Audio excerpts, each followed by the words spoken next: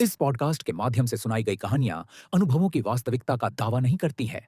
Podcast का उद्देश्य कहानियों के माध्यम से किसी भी तरह का अंधविश्वास फैलाना या अंधविश्वास को बढ़ावा देना नहीं है, या किसी भी धर्म या संप्रदाय को ठेस पहुंचाना नहीं है।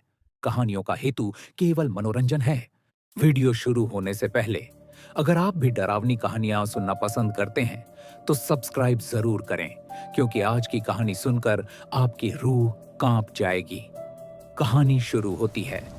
रात का समय था, बारिश तेज हो रही थी। एक पुरानी बस सुनसान सड़क पर चल रही थी। बस में केवल 4 लोग बचे थे: राघव, सुमित, नेहा और ड्राइवर। अचानक बस का इंजन बंद हो गया। ड्राइवर बोला, साहब, आगे कोई गांव नहीं है, लेकिन पास में एक पुरानी हवेली है, वहीं रात बिता लेते हैं। राघव ने मोबाइल की टॉर्च जलाई और सबके साथ उस हवेली की तरफ चल पड़ा। हवेली टूटी फूटी थी, लेकिन अंदर जाने पर अजीब ठंडक महसूस हुई। दीवारों पर पुराने पेंटिंग्स थीं, जिनकी आंखें मानो उन्हें देख रही हों। नेहा बोली, मुझे अच्छा नहीं लग रहा, वापस चलो। लेकिन तभी पीछे से किसी के चलने की आवाज आई। ठक ठक ठक। सब रुक गए, पर वहां कोई नहीं था।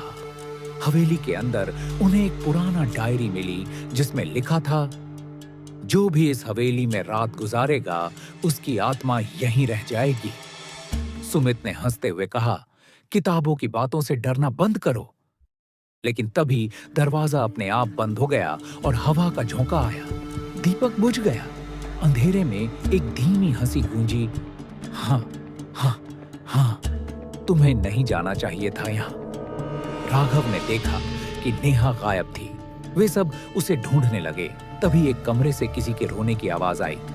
कमरे के अंदर नेहा जमीन पर बैठी थी, लेकिन उसकी आंखें पूरी सफेद थीं। वो धीमे स्वर में बोली, यह हवेली मेरी है। सुमित डर के मारे भागा और दरवाजा खोलने की कोशिश की, पर बाहर सिर्फ अंधेरा था। बारिश की जगह अब हवाओं में फुसफुसाहट थी। एक बार जो यहाँ आया वो कभी नहीं गया। राघव ने डायरी दोबारा खोली।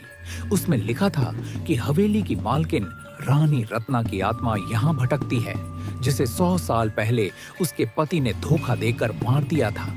तभी दीवार से खून की धार निकली और नेहा की परछाई लंबी होती गई। धीरे धीरे वो परछाई हवेली के हर कोने में फैल गई। राघव ने जोर से चिल्लाया, हमें माफ कर दो। पर जवाब सिर्फ हंसी का आया। अब बहुत देर हो चुकी है।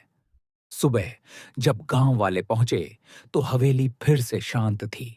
बस बाहर एक डायरी पड़ी थी, जिसके आखिरी पन्ने पर लिखा था, अगली रात फिर कोई